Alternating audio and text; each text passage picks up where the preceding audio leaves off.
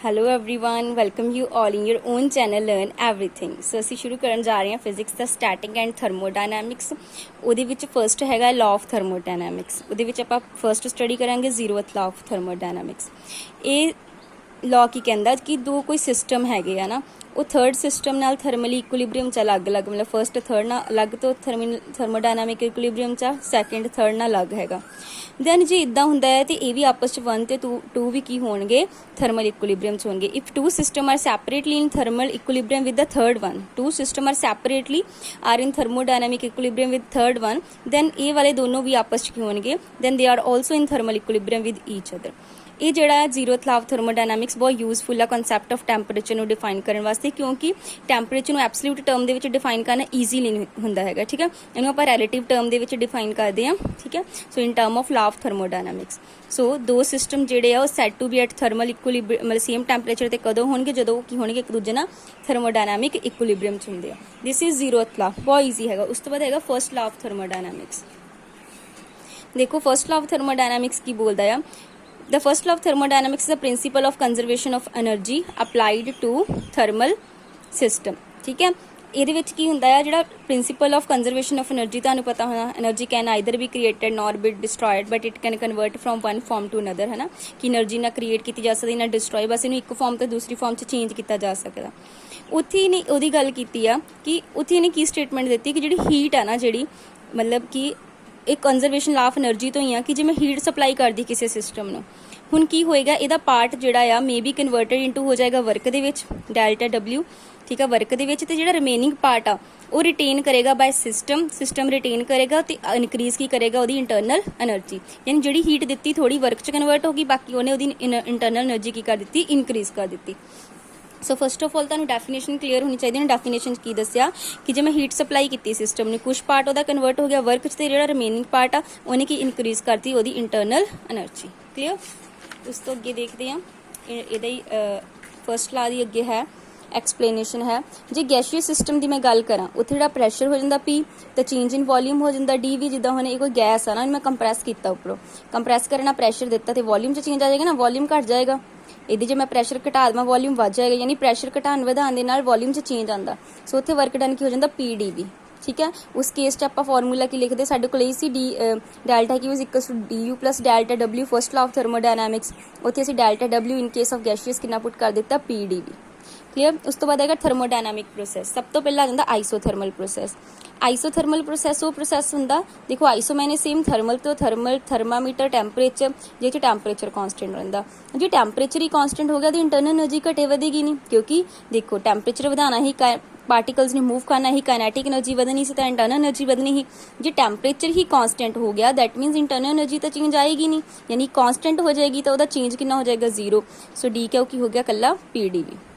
ਜੇ ਕੱਲਾ ਕਹਿ ਲਓ ਇਸ ਫਾਰਮੂਲੇ 'ਚ ਪੁੱਟ ਕਰੋਗੇ ਤਾਂ ਇਹ 0 ਚੀਜ਼ ਹੋ ਗਿਆ, delta Q is equal to delta W। ਜੇ ਇੱਥੇ ਪੁੱਟ ਕਰੋਗੇ ਤਾਂ 0 ਪੁੱਟ ਕਰਾਂਗੇ, delta Q equal to PdV। ਠੀਕ ਹੈ। ਜੇ ਆਈਸੋਬਾਰਿਕ ਪ੍ਰੋਸੈਸ ਗੱਲ ਕਰਾਂ, ਆਈਸੋਬਾਰਿਕ ਪ੍ਰੋਸੈਸ ਉਹ ਹੁੰਦੇ ਆ ਜਿਹੜੇ ਕੀ ਹੁੰਦੇ ਆ, ਜਿਹਨਾਂ ਦਾ ਆਈਸੋ ਬਾਰ ਮਤਲਬ ਪ੍ਰੈਸ਼ਰ ਦੇ ਯੂਨਿਟ, ਆਈਸੋ ਮੈਨੇ ਸੇਮ ਜੇ 'ਚ ਪ੍ਰੈਸ਼ਰ ਕਾਂਸਟੈਂਟ ਰਵੇ। ਹੁਣ ਜਿਹੜਾ ਹੁੰਦਾ ਆ ਆਈਸੋਬਾਰਿਕ ਪ੍ਰੋਸੈਸ ਹੁੰਦਾ ਆ ਨਾ, ਉਹਦੇ ਵਿੱਚ ਪ੍ਰੈਸ਼ਰ ਕਾਂਸਟੈਂਟ ਰਹੇਗਾ, ਟੈਂਪਰੇਚਰ ਵੋਲਿਊਮ ਤਾਂ ਚੇਂਜ ਹੋਣਗੇ। ਜੇ ਟੈਂਪਰੇਚਰ ਚੇਂਜ ਹੋਏਗਾ ਤਾਂ ਇੰਟਰਨਲ એનર્ਜੀ ਨੂੰ ਫਰਕ ਪਏਗਾ, ਜੇ ਵੋਲਿਊਮ ਚੇਂਜ ਹੋਏਗਾ ਤੇ ਇਸ ਵਰਕ ਨੂੰ ਫਰਕ ਪਏਗਾ। ਯਾਨੀ ਇਸ ਕੇਸ ਦੇ ਵਿੱਚ ਦੋਨਾਂ ਨੂੰ ਹੀ ਫਰਕ ਪਏਗਾ, ਯਾਨੀ ਸਟੇਟਮੈਂਟ ਐਜ਼ ਇਟ ਇਜ਼ ਇਹੀ ਰਹੇਗੀ, ਇਹ 'ਚ ਕੋਈ ਫਰਕ ਨਹੀਂ ਆਏਗਾ। ਜੇ ਮੈਂ ਗੱਲ ਕਰਾਂ ਆਈਸੋਕੋਰਿਕ ਪ੍ਰੋਸੈਸ, ਆਈਸੋਕੋਰਿਕ ਕੀ ਹੁੰਦਾ, ਜਿਹਦੇ ਵਿੱਚ ਵੋਲਿਊਮ ਕਾਂਸਟੈਂਟ ਰਹਿੰਦਾ। ਕੀ ਕਾਂਸਟੈਂਟ ਰਹਿੰਦਾ, ਵੋਲਿਊਮ। ਜੇ ਵੋਲਿਊਮ ਕਾਂਸਟੈਂਟ ਹੋ ਗਿਆ ਤਾਂ ਚੇਂਜ ਇਨ ਵੋਲਿਊਮ ਕੀ ਹੋ ਗਿਆ, 0। DV ਹੁੰਦਾ ਚੇਂਜ। ਜੇ ਚੀਜ਼ ਕੋਈ ਕਾਂਸਟੈਂਟ ਦਾ ਡੈਰੀਵੇਟਿਵ ਕੀ ਹੁੰਦਾ, 0 ਹੁੰਦਾ। ਸੋ ਇਹ ਚੀਜ਼ ਹੋ ਗਈ 0, ਤੇ ਜਿਹੜਾ ਸਾਡੇ ਕੋਲ ਡੈਲਟਾ Q ਇਕੁਅਲ ਟੂ ਕੀ ਆ ਜਾਊਗਾ, DU। ਪੇਪਰ 'ਚੋਂ ਨਹੀਂ ਪੁੱਛ ਲੈਣਾ what is the first law of thermodynamics for the isochoric process, ਥੱਲੇ ਉਹਨੇ ਸਟੇਟਮੈਂਟਸ ਦੇ ਦੇਣੀਆਂ ਅਲੱਗ-ਅਲੱਗ। ਸੋ ਹੈ ਈਜ਼ੀ ਹੈ ਜੇ ਤੁਹਾਨੂੰ ਇਹ ਵਾਲਾ ਕਨਸੈਪਟ ਕਲੀਅਰ ਹੁੰਦਾ। ਅੱਗੇ ਹੈਗਾ ਐਡੀਆਬੈਟਿਕ ਪ੍ਰੋਸੈਸ ਕੀ ਹੁੰਦਾ, ਜਿਹਨਾਂ 'ਚ ਹੀਟ ਕਾਂਸਟੈਂਟ ਰਹਿੰਦੀ ਆ, ਮਤਲਬ ਨਾ ਹੀਟ ਗੇਨ ਹੁੰਦੀ ਆ ਨਾ ਲਾਸ ਹੁੰਦੀ ਆ। ਠੀਕ ਹੈ, ਕਾਂਸਟੈਂਟ ਰਹੂਗੀ ਤਾਂ ਉਹਦਾ ਚੇਂਜ ਕਿੰਨਾ ਹੋਏਗਾ, 0।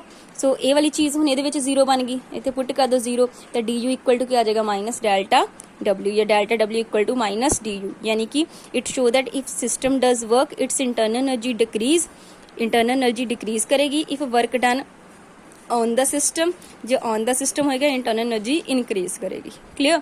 ਇਹ ਹੈਗਾ ਫਸਟ ਲਾਅ ਆਫ ਥਰਮੋਡਾਇਨਾਮਿਕਸ ਕੀ ਉਹਦੀਆਂ ਅਲੱਗ-ਅਲੱਗ ਸਟੇਟਮੈਂਟਸ ਵੀ ਦੇਖ ਲਿਆ। ਉਸ ਤੋਂ ਬਾਅਦ ਹੈਗੀਆਂ ਲਿਮਿਟੇਸ਼ਨਸ। ਕਿ ਲਿਮਿਟੇਸ਼ਨਸ ਕੀ ਹੈਗੀ ਆ, limitation of first law of thermodynamics ਕੀ ਹੈਗੀਆਂ ਕਿ first law of thermodynamics basically ਅਸੀਂ ਪੜ੍ਹਿਆ law of conservation of energy ਤੋਂ ਹੀ ਆ ਨਾ, ਉਹੀ ਆ। ਸੋ and so it allow all the thermodynamic process which do not violate the principle of conservation of energy ਦੇ ਪ੍ਰਿੰਸੀਪਲ ਨੂੰ violate ਨਹੀਂ ਕਰਨਾ ਚਾਹੀਦੇ ਹੈ ਨਾ। ਸਾਰੇ thermodynamic process ਉਹੀ ਵਾਲੇ process allow ਕਰੂਗਾ। however it observed that ਕੁਛ ਕੀ physical phenomena ਇੱਦਾਂ ਦੇ ਆ although not forbidden by first law of thermodynamics, ਜਿਹੜੇ ਇਹਦੇ ਦੁਆਰਾ ਨਹੀਂ forbidden ਨਹੀਂ ਹੈਗੇ, ਠੀਕ ਹੈ, are not forbidden, never occur in nature by, ਜਿੱਦਾਂ ਹੁਣ ਦੇਖੋ ਇਹਨੇ ਨਾ ਐਕਸਪਲੇਨ ਨਹੀਂ ਕੀਤਾ ਬਹੁਤ ਸਾਰੀਆਂ ਚੀਜ਼ਾਂ ਨੂੰ।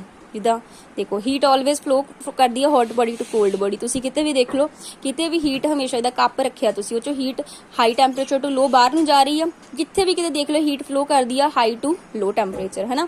But first law of thermodynamic not forward the spontaneous flow of heat from the cold body to hot body, है ना, provide a heat engine heat gain remained equal to the heat loss. ਹੁਣ ਇਹਨੇ ਤਾਂ ਉਹ direction ਨੂੰ define ਹੀ ਨਹੀਂ ਕੀਤਾ, ਹੈ ਨਾ। ਜੇ ਕੋਲਡ ਤੋਂ ਹੌਟ ਦੀ ਬਾਡੀ ਦੀ ਗੱਲ ਕਰੀਏ, ਉੱਥੇ ਜਿਹੜਾ ਫਲੋ ਆ ਉਹਦਾ ਇਹਨੇ ਕੋਈ ਐਕਸਪਲੇਨੇਸ਼ਨ ਨਹੀਂ ਦਿੱਤੀ ਕਿ ਕਿਉਂ ਇਦਾਂ, ਕਿਉਂ ਨਹੀਂ ਹੈਗਾ, ਕਿਉਂ ਨਹੀਂ ਫਲੋ ਕਰ ਸਕਦੀ, ਠੀਕ ਹੈ। ਸੋ ਇਹੀ ਗੱਲ ਕਹੀ ਉਹਨੇ ਕਿ it fail to reason out why heat never flow spontaneously from cold body to hot body. ਜਿਸ ਲਾਅ ਦੇ ਅਕੋਰਡਿੰਗ ਤਾਂ ਗੱਲ ਕੀਤੀ ਜਾ ਸਕਦੀ, ਬਟ ਕਿਉਂ ਕਹਿੰਦਾ ਇਹਨੇ ਐਕਸਪਲੇਨ ਨਹੀਂ ਕੀਤਾ ਕਿਉਂ, ਕਿ ਸਾਨੂੰ ਤਾਂ ਪਤਾ ਆ ਕਿ ਹੀਟ ਕਦੀ ਵੀ ਕੋਲਡ ਤੋਂ ਹੌਟ ਜਾ ਹੀ ਨਹੀਂ ਸਕਦੀ, ਬਟ ਇਹਨੇ ਐਕਸਪਲੇਨ ਇਹਨੂੰ ਨਹੀਂ ਕੀਤਾ। ਸੋ ਇੱਥੇ ਕਨਕਲੂਜਨ 'ਚ ਵੀ it fail to indicate the direction of flow of heat, direction of flow of heat ਨੂੰ ਇੰਡੀਕੇਟ ਇਹ ਨਹੀਂ ਕਰ ਪਾਇਆ। ਦੂਸਰਾ ਜਿੱਦਾਂ ਇੱਕ ਫਲਾਈ ਵੀਲ ਆ ਇਨਟੂ ਰੋਟੇਟਰੀ ਮੋਸ਼ਨ ਆ ਨਾ, ਸਲੋਲੀ ਕਮ ਟੂ ਰੈਸਟ ਹੋ ਜਾਂਦਾ, ਕੋਈ ਵੀਲ ਘੁੰਮਦਾ ਪਿਆ ਫ੍ਰਿਕਸ਼ਨ ਦੇ ਨਾਲ ਰੈਸਟ 'ਚ ਆ ਜਾਂਦਾ। Kinetic energy of wheel is spontaneously converted into heat, ਤੇ ਉਹਦੀ ਸਾਰੀ ਕਾਈਨੈਟਿਕ એનર્ਜੀ ਗਰਮ ਹੋ ਜਾਂਦਾ, ਉਹ ਹੀਟ 'ਚ ਕਨਵਰਟ ਹੋ ਜਾਂਦੀ। ਹੁਣ ਉਹਨੇ ਇਹੀ ਕਿਹਾ ਕਿ why can this heat not join together to give the rotationary motion. ਉਹ ਹੀਟ ਵੀ ਤਾਂ ਇੱਕ એનર્ਜੀ ਆ, ਉਹ એનર્ਜੀ ਮਿਲ ਕੇ ਉਹਨੂੰ ਕਿਉਂ ਨਹੀਂ ਫਿਰ ਮੁੜ ਕੇ ਵੀਲ ਨੂੰ ਘੁੰਮਣ ਲਗਾ ਦਿੰਦੀ, ਇੱਦਾਂ ਕਿਉਂ ਆ, ਠੀਕ ਆ ਨਾ। ਦੇਖੋ ਜੇ ਇੱਕ ਵੀਲ ਘੁੰਮਦਾ ਪਿਆ, ਘੁੰਮਦਾ ਕਾਈਨੈਟਿਕ એનર્ਜੀ ਕਨਵਰਟ ਹੋ ਗਈ ਹੀਟ એનર્ਜੀ 'ਚੋਂ ਗਰਮ ਹੋ ਗਿਆ, ਹੁਣ ਜਿਹੜੀ ਸਾਰੀ ਹੀਟ એનર્ਜੀ ਆ ਇਹ ਵਾਪਸ ਕਿਉਂ ਨਹੀਂ ਉਹਨੂੰ ਕਾਈਨੈਟਿਕ એનર્ਜੀ ਘੁੰਮਣ ਕਿਉਂ ਨਹੀਂ ਲਗਾ ਦਿੰਦੀ, ਠੀਕ ਆ। ਸੋ ਇਹ ਵੀ ਨਹੀਂ ਇਹਨੇ ਐਕਸਪਲੇਨ ਕੀਤਾ, ਇੱਦਾਂ ਦੀ ਐਕਸਪਲੇਨੇਸ਼ਨ ਵੀ ਨਹੀਂ ਹੈਗੀ ਇਹਦੇ ਕੋਲ। A device can undergo cyclic operation and capable of absorbing the heat from the observer converting completely into work। ਹੁਣ ਇੱਕ perceptual machine of second kind order ਆ, ਮਤਲਬ ਜਿਹੜੀ ਸਾਰੀ ਜਿਹੜਾ ਜੋ ਵੀ ਹੀਟ ਹੈ ਸਾਰੇ ਨੂੰ ਸਾਰਾ ਵਰਕ 'ਚ ਕਨਵਰਟ ਕਰ ਜਾਂਦੀ ਆ, ਠੀਕ ਹੈ। ਹੁਣ law of conservation of energy ਦੇ ਦੁਆਰਾ ਤਾਂ ਇਹ ਨਾਟ ਇੱਦਾਂ ਦਾ ਡਿਵਾਈਸ ਫॉरबिडन ਨਹੀਂ ਹੈਗਾ, ਬਟ ਇੱਦਾਂ ਦਾ ਡਿਵਾਈਸ ਤਾਂ ਬਣਾਇਆ ਜਾ ਹੀ ਨਹੀਂ ਸਕਦਾ। ਪ੍ਰੈਕਟਿਸ 'ਚ ਇੱਦਾਂ ਦਾ ਕੋਈ ਵੀ ਡਿਵਾਈਸ ਨਹੀਂ ਬਣਾਇਆ ਜਾ ਸਕਦਾ ਜਿਹੜਾ ਕੰਪਲੀਟ ਹੀਟ ਨੂੰ ਵਰਕ 'ਚ ਕਨਵਰਟ ਕਰ ਸਕੇ।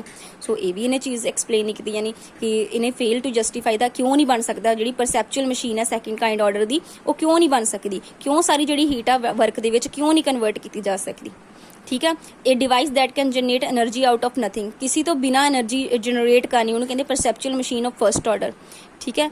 ਇੱਦਾਂ ਦਾ ਵੈਸੇ ਜਿਹੜੇ ਹੁੰਦੇ ਇੱਦਾਂ ਦਾ ਵੀ ਕੋਈ ਡਿਵਾਈਸ ਐਗਜ਼ਿਸਟ ਨਹੀਂ ਕਰਦਾ, ਠੀਕ ਹੈ। Law of conservation of energy ਇਹਨੂੰ ਫॉरवर्ड ਕਰਦਾ, ਇਹਨੂੰ ਵੀ ਐਕਸਪਲੇਨ ਨਹੀਂ ਕਰ ਪਾਇਆ ਉਹ। ਸੋ ਨਾ ਇਹ ਡਾਇਰੈਕਸ਼ਨ ਦੱਸ ਪਾਇਆ ਹੀਟ ਦੀ, ਨਾ ਇਹ ਪਰਸੈਪਚੁਅਲ ਮਸ਼ੀਨ ਫਸਟ ਆਰਡਰ ਦੀ ਕਿਉਂ ਨਹੀਂ ਬਣ ਸਕਦੀ ਜਿਹੜੀ ਬਿਨਾਂ ਕਿਸੇ ਤੋਂ એનર્ਜੀ ਜਨਰੇਟ ਕਰੇ, ਕਿਉਂ ਨਹੀਂ ਬਣ ਸਕਦੀ, ਕਾਰਨ ਨਹੀਂ ਦੱਸ ਪਾਇਆ।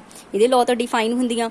It is not explain to able why heat can not be spontaneously converted, ਪੂਰੀ ਦੀ ਪੂਰੀ ਹੀਟ ਵਰਕ 'ਚ ਕਿਉਂ ਨਹੀਂ ਕਨਵਰਟ ਹੁੰਦੀ, ਕਿਉਂ perpetual machine of second kind ਦੀ ਕਿਉਂ ਨਹੀਂ ਬਣ ਸਕਦੀ।